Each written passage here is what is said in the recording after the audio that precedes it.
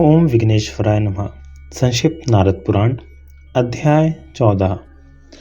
पापी होने वाली नरकों की यातनाओं का वर्णन, भगवत भक्ति का निरूपण तथा धर्मराज के उपदेश से भगीरथ का गंगा जी को लाने के लिए उद्योग। धर्मराज जी कहते हैं, राजा भगीरथ, अब मैं पापों के भेद और स्थूल यातनाओं का वर्णन करूंगा। तुम धैर्य धारण करके सुनो, क्योंकि नरक बड़े भयंकर होते हैं। जो दुरात्मा पापी सदर्जन नरकाग्नियों में पकाए जाते हैं, वे नरक पाप का भयंकर फल देने वाले हैं। मैं उन सबका वर्णन करता हूँ। उनके नाम इस प्रकार है: तपन बालुका, रौरव महारौरव, कुंभ कुंभीपाक, निरुच्छ्वास कालसूत्र, प्रमर्दन भयंकर, असीपत्रवन, लाला भक्ष, हिमोत्कट, मूषावस्था, वसारूप, वैतरणी नली, शभक्षय, मूत्रपान, पुरुषरथ, तपशूल, तप्तशिला, शालमली वृक्ष, शोणित कूप, भयानक शोणित भोजन, वहिर ज्वाला निवेशन, शिलावृष्टि, शस्त्रवृष्टि, अग्निवृष्टि, शारोदक, उष्ण तोय, तपताय, पिंड भक्षण, अधशिर शोषण, मरु प्रतपन, पाषाण वर्षा, क्रमी भोजन, शारोदपान, भ्रमण, क्रकच धारण, पुरुष लेपन, पुरुष भोजन, महाघोर रेतपान, सर्वसंधिदाहन, धूमपान, पाशबंध, नाना शूलानुलेपन, अंगार शयन, मूसल मर्दन, विविध काष्ठयंत्र, कर्षण, छेदन, पतनोत्पतन, गदा दंडादि पीड़न, गजदंत प्रहरण, नाना सर्पदंशन, नासामुख शीतांबु सेचन, घोर शारांबुपान, लवण भक्षण, स्नायुच्छेद, स्नायुबंध, अस्थिच्छेद, शारांबु पूर्ण रंध्र प्रवेश, मांस भोजन, महाघोर, पित्तपान, श्लेष्म भोजन, वृक्षाग्रपातन, जलांतमर्चन, पाषाण धारण, कंटकोपरिशयन, पिपलिका दंशन, वृश्चिक पीड़न, व्याघ्र पीड़ा, श्रृंगाली पीड़ा, महिष पीड़न, कर्दम शयन, दुर्गंध परिपूर्ण, बहुशस्त्राशस्त्र शयन, महाति तक्त निषेवण, अत्युष्ण तेलपान, महाकटु निषेवण, कषायोदक पान, तप्त पाषाण तक्षण, अत्युष्ण शीत स्नान, दशन शीषण, तप्ताय शयन और अयोभार बंधन। महाभाग, इस तरह करोड़ों प्रकार की नरक यातनाएं होती हैं, जिनका सहस्त्रों वर्षों में भी मैं वर्णन नहीं कर सकता। भूपाल, इन नरकों में से जिस पापी को जो प्राप्त होता है वह सब मैं बतलाऊंगा। यह सब मेरे मुख से सुनो। ब्रह्म हत्यारा, शराबी, स्वर्ण की चोरी करने वाला, गुरु पत्नीगामी, ये महापातकी हैं। संसर्ग रखने वाला पांचवा महापातकी है। जो पंक्ति भेद करता, बलि वैश्वदेवहीन होने के कारण व्यर्थ, केवल शरीर पोषण के लिए ही पाक बनाता, सदा ब्राह्मणों को लांछित करता, ब्राह्मणों या गुरुजनों पर हुक्म चलाता और वेद बेचता है, ये 5 प्रकार के पापी ब्रह्मघातक कहे गए हैं। मैं आपको धन आदि दूंगा, यह आज्ञा देकर जो ब्राह्मण को बुलाता है और पीछे नहीं है ऐसा कहकर उसे सूखा जवाब दे देता है, उसे ब्रह्म हत्यारा कहा गया है। जो स्नान अथवा पूजन के लिए जाते हुए ब्राह्मण के कार्य में विघ्न डालता है, उसे भी ब्रह्मघाती कहते हैं। जो पराई निंदा और अपनी प्रशंसा में लगा रहता है तथा जो असत्य भाषण में रत रहता है, वह ब्रह्म हत्यारा कहा गया है। अधर्म का अनुमोदन करने वाले को भी ब्रह्मघाती कहते हैं। जो दूसरों को उद्वेग में डालता, दूसरों के दोषों की चुगली खाता और पाखंड पूर्ण आचार में तत्पर रहता है, उसे ब्रह्म हत्यारा बताया गया है। जो प्रतिदिन दान लेता, प्राणियों के वध में तत्पर रहता तथा अधर्म का अनुमोदन करता है, उसे भी ब्रह्मघाती कहा गया है। राजन, इस तरह नाना प्रकार के पाप ब्रह्म हत्या के तुल्य बताए गए हैं। अब मदिरा पान के समान पाप का संक्षेप से वर्णन करता हूँ। गणान्न भोजन, कई जगह से भोजन लेकर खाना, वैश्या सेवन करना और पतित पुरुषों का अन्न भोजन करना सुरापान के तुल्य माना गया है। उपासना का त्याग, देवल पुरुष मंदिर के पुजारी का अन्न खाना तथा शराब पीने वाली स्त्री से संबंध रखना मदिरापान के समान माना गया है। जो द्विज शूद्र के यहाँ भोजन करता है उसे सब धर्मों से बहिष्कृत शराबी ही समझना चाहिए। जो शूद्र के आज्ञानुसार दास का कर्म करता है वह नराधम ब्राह्मण मदिरापान के समान पाप का भागी होता है। इस तरह अनेक प्रकार के पाप मदिरापान के तुल्य माने गए हैं। अब मैं स्वर्ण की चोरी के समान पाप का वर्णन करता हूँ, सुनो। कंदमूल, फल, कस्तूरी, रेशमी वस्त्र तथा रत्नों की चोरी को सदा स्वर्ण की चोरी के ही समान माना गया है।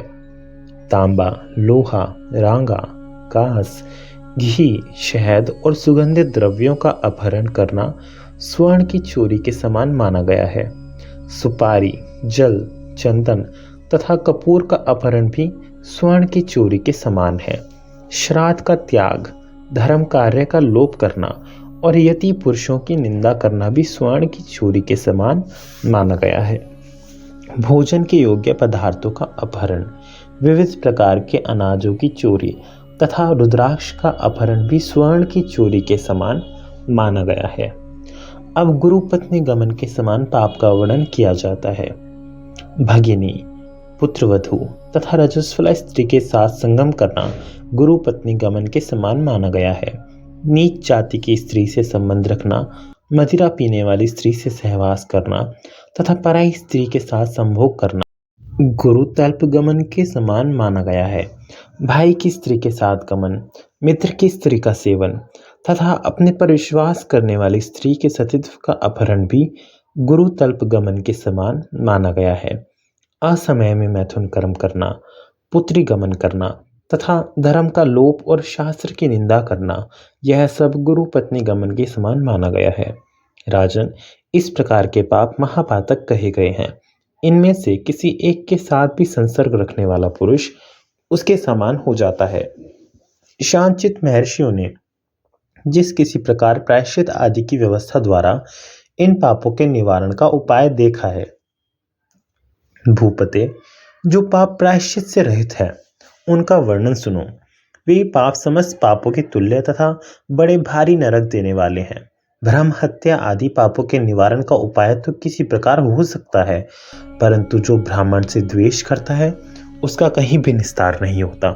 नरेश्वर, जो विश्वासघाती, कृतघ्न तथा शूद्र जातीय स्त्री का संग करने वाला है उनका उद्धार कभी नहीं होता। जिनका शरीर निंदित अन्न से पुष्ट हुआ है तथा जिनका चित्त वेदों की निंदा में ही रत है और जो भगवत कथा, वार्ता आदि की निंदा करते हैं उनका इहलोक तथा परलोक में कहीं भी उद्धार नहीं होता। प्रायश्चितहीन और भी बहुत से पाप हैं, उनका परिचय मेरे नरक वर्णन के साथ सुनो। जो महापात की बताए गए हैं वे उन प्रत्येक नरक में एक एक युग रहते हैं और अंत में इस पृथ्वी पर आकर वे 7 जन्मों तक गधे होते हैं। तदंतर वे पापी 10 जन्मों तक घाव से भरे शरीर वाले कुत्ते होते हैं। फिर 100 वर्षों तक उन्हें विष्ठा का कीड़ा होना पड़ता है। तदंतर 12 जन्मों तक वे सर्प होते हैं। राजन, इसके बाद 1000 जन्मों तक वे मृग आदि पशु होते हैं। फिर 100 वर्षों तक स्थावर वृक्ष आदि योनि में जन्म लेते हैं। तत्पश्चात उन्हें गोह का शरीर प्राप्त होता है। फिर 7 जन्मों तक वे पापाचारी चंडाल होते हैं। इसके बाद 16 जन्मों तक उन्हें नीच जातियों में जन्म लेना पड़ता है।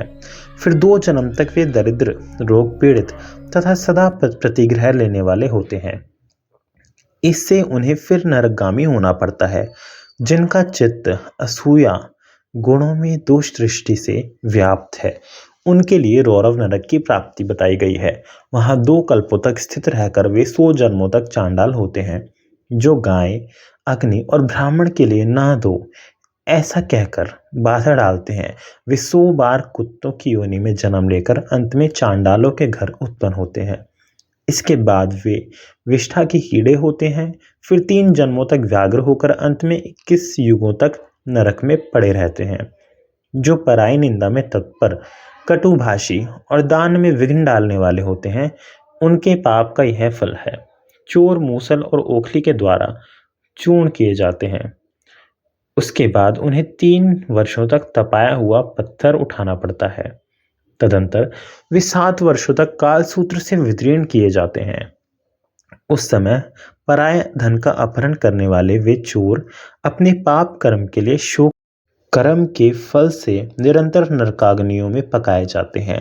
जो दूसरों के दोष बताते या चुगली खाते हैं, उन्हें जिस भयंकर नरक की प्राप्ति होती है वह सुनो। उन्हें 1 सहस्त्र युग तक तपाए हुए लोहे का पिंड भक्षण करना पड़ता है। अत्यंत भयानक सरसों से उनकी जीभ को पीड़ा दी जाती है और वे अत्यंत घोर निरुच्छ्वास नामक नरक में आधे कल्प तक निवास करते हैं। अब पर स्त्री लंपट पुरुषों को प्राप्त होने वाले नरक का तुमसे वर्णन करता हूँ। तपाए हुए तांबे की स्त्रियां सुंदर रूप और आभरणों से युक्त होकर उनके साथ हठपूर्वक दीर्घ काल तक रमण करती हैं। उनका रूप वैसा ही होता है जैसे स्त्रियों के साथ वे इस लोक में संबंध रखते हैं। वह पुरुष उनके भय से भागता है और वे बलपूर्वक उसे पकड़ लेती हैं तथा उसके पाप कर्म का परिचय देती हुई उन्हें क्रमशः विभिन्न नरकों में पहुंचाती हैं। भूपाल, इस श्लोक में जो स्त्रियां अपने पति को त्याग कर दूसरे पुरुष की सेवा स्वीकार करती हैं, उन्हें यमलोक में तपाए हुए लोहे के बलवान पुरुष लोहे की तपी हुई शैया पर बलपूर्वक गिराकर उनके साथ बहुत समय तक रमण करते हैं। उनसे छूटने पर वे स्त्रियां अग्नि के समान प्रज्वलित लोहे के खंभे का आलिंगन करके 1000 वर्ष तक खड़ी रहती हैं। तत्पश्चात उन्हें नमक मिलाए जल से नहलाया जाता है और खारे पानी का ही सेवन कराया जाता है। उसके बाद वे 100 वर्षों तक सभी नरकों की यातनाएं भोगती हैं। जो मनुष्य, ब्राह्मण, गौ और श्रेष्ठ क्षत्रिय राजा का इस लोक में वध करता है, वह भी 5 कल्पों तक संपूर्ण यातनाओं को भोगता है। जो महापुरुषों की निंदा को आदर पूर्वक सुनता है, उसका फल सुनो। ऐसे लोगों के कानों में तपाए हुए लोहे की बहुत सी कीलें ठोक दी जाती हैं। तत्पश्चात कानों के उन छिद्रों में अत्यंत गर्म किया हुआ तेल भर दिया जाता है। फिर वे कुंभी पाक नरक में पड़ते हैं। जो लोग भगवान शिव और विष्णु से विमुख एवं नास्तिक हैं, उनको मिलने वाले फलों का वर्णन करता हूँ। वे यमलोक में करोड़ों वर्षों तक केवल नमक खाते हैं। उसके बाद 1 कल्प तक तपी हुई बालू से पूर्ण डोरव नरक में डाले जाते हैं। राजन, इसी प्रकार अन्य नरकों में भी वे पापाचारी जीव अपने पापों का फल भोगते हैं। जो नराधम को पूर्ण दृष्टि से ब्राह्मणों की ओर देखते हैं, उनकी आंख में हजारों तपी हुई सुइयां चुभो दी जाती हैं। नृपश्रेष्ठ, तदंतर वे नमकीन पानी की धारा से भिगोए जाते हैं। इसके बाद उन पाप कर्मियों को भयंकर क्रकचों आरों से चीरा जाता है। राजन, जो लोग विश्वासघाती, मर्यादा तोड़ने वाले तथा पराये अन्न के लोभी हैं, उन्हें जिस भयंकर नरक की प्राप्ति होती है वह सुनो। वे अपना ही मांस खाते हैं और उनके शरीर को वहां प्रतिदिन कुत्ते नोच खाते हैं। उन्हें सभी नरकों में 1-1 वर्ष निवास करना पड़ता है।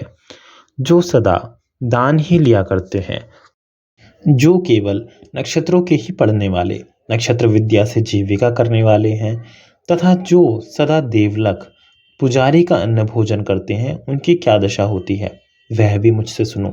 राजन, वे पाप से पूर्ण जीव 1 कल्प तक इन सभी यातनाओं में पकाए जाते हैं और वे सदा दुखी रहकर निरंतर कष्ट भोगते रहते हैं।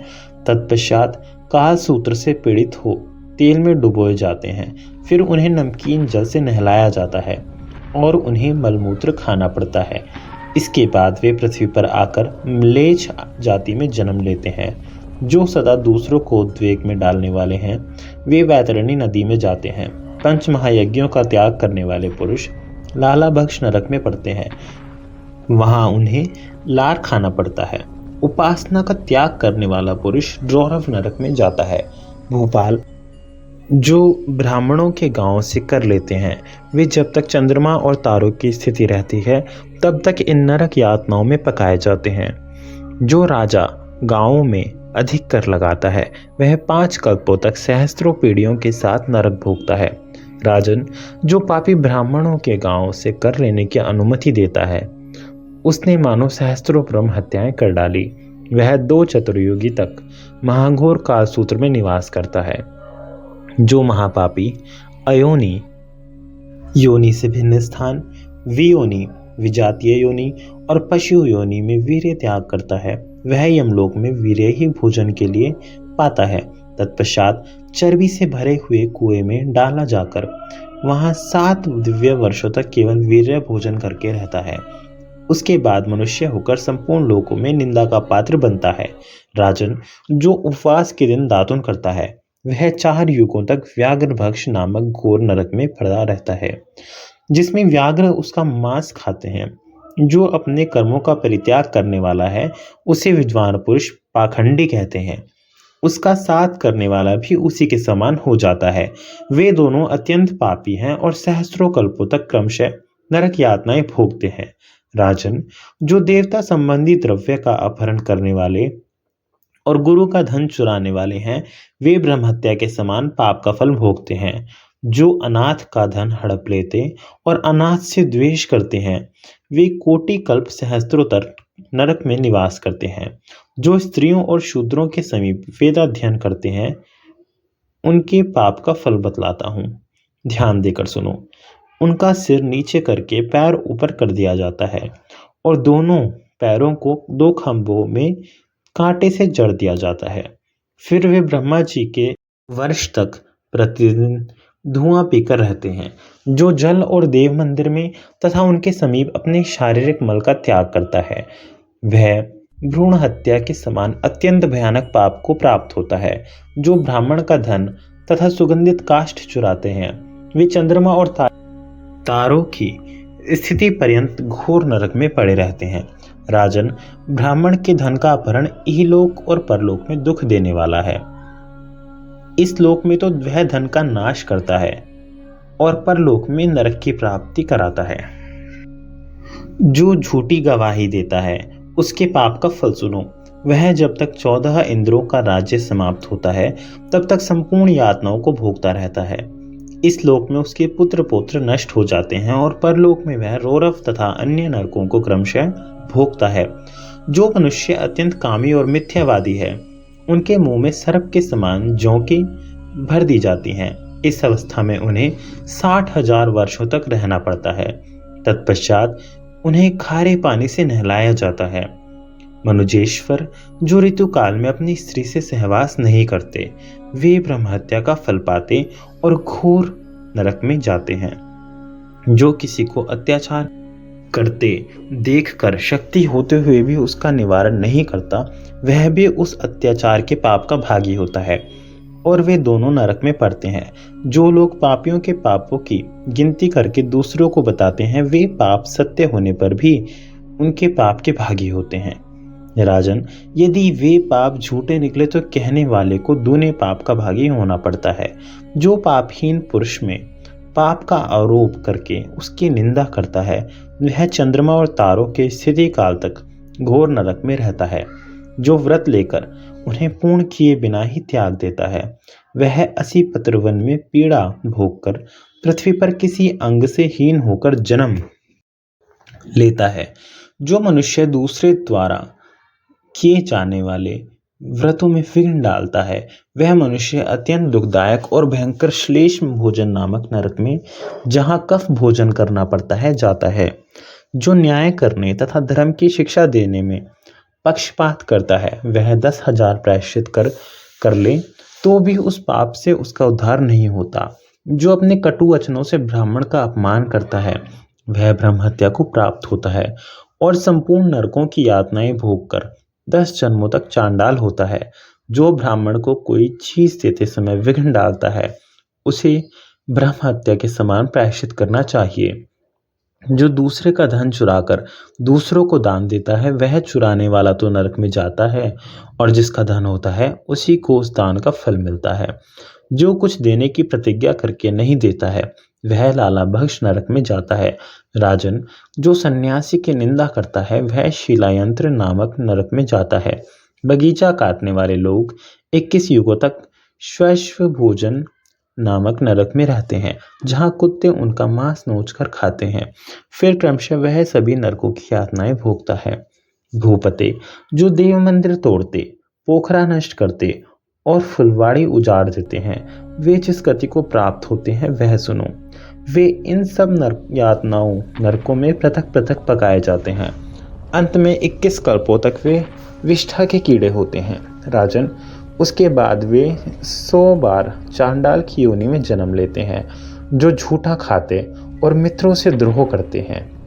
उन्हें चंद्रमा और सूर्य की स्थिति काल तक भयंकर नरक यातनाएं भोगनी पड़ती हैं, जो पितृयज्ञ और देवयज्ञ का उच्छेद करते तथा वैदिक मार्ग से बाहर हो जाते हैं। वे पाखंडी के नाम से प्रसिद्ध हैं। उन्हें सब प्रकार की यातनाएं भोगनी पड़ती हैं। राजा भगीरथ, इस प्रकार पापियों के लिए अनेक प्रकार की यातनाएं हैं। प्रभु, मैं नरकों और उनकी यातनाओं की गणना करने में असमर्थ हूँ। भूपते, पापों, यातनाओं और धर्मों की संख्या बतलाने के लिए संसार में भगवान विष्णु के सिवा दूसरा कौन समर्थ है।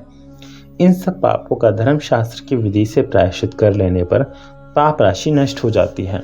धार्मिक कृत्यों में जो न्यूनाधिकता रह जाती है, उसकी पूर्ति के लिए लक्ष्मीपति भगवान विष्णु के समीप पूर्वोक्त पापों के प्रायश्चित करने चाहिए। गंगा, तुलसी, सत्संग, हरि कीर्तन, किसी के दोष ना देखना और हिंसा से दूर रहना, ये सब बातें पापों का नाश करने वाली होती हैं। भगवान विष्णु को अर्पित किए हुए कर्म निश्चय ही सफल होते हैं। जो कर्म उन्हें अर्पित नहीं किए जाते हैं, वे राख में डाली हुई आहुति के समान व्यर्थ होते हैं। नित्य नैमित्तिक काम्य तथा जो मोक्ष के साधनभूत कर्म है, वे सब भगवान विष्णु के समर्पित होने पर सात्विक और सफल होते हैं। भगवान विष्णु की उत्तम भक्ति सब पापों का नाश करने वाली है। नृपश्रेष्ठ, सात्विक, राजस और तामस आदि भेदों से भक्ति 10 प्रकार की जाननी चाहिए। वह पाप रूपी वन को जलाने के लिए दावानल के समान है। राजन, जो दूसरे का विनाश करने के लिए भगवान लक्ष्मीपति का भजन किया जाता है, वह अधमा तामसी भक्ति है, क्योंकि वह दुष्ट भाव धारण करने वाली है। जो मन में कपट बुद्धि रखकर जैसे व्यभिचारिणी स्त्री अपने पति की सेवा करती है, उस प्रकार जगदीश्वर भगवान नारायण का पूजन करता है, उसकी वह मध्यमा तामसी भक्ति है। पृथ्वीपाल, जो दूसरों को भगवान की आराधना में तत्पर देखकर ईर्ष्यावश स्वयं भी भगवान श्री हरि की पूजा करता है, उसकी वह क्रिया उत्तमा तामसी भक्ति मानी गई है। जो धन धान्य आदि की याचना करते हुए परम श्रद्धा के साथ श्री हरि की अर्चना करता है, वह पूजा अधमा राजसी भक्ति मानी गई है। जो संपूर्ण लोकों में विख्यात कीर्ति का उद्देश्य रखकर परम भक्ति भाव से भगवान की आराधना करता है, उसकी वह क्रिया मध्यमा राजसी भक्ति कही गई है। पृथ्वीपते, जो सालोक्य और स्वारूप्य आदि पद प्राप्त करने की इच्छा से भगवान विष्णु की अर्चना करता है, उसके द्वारा की हुई वह पूजा उत्तम राजसी भक्ति कही गई है।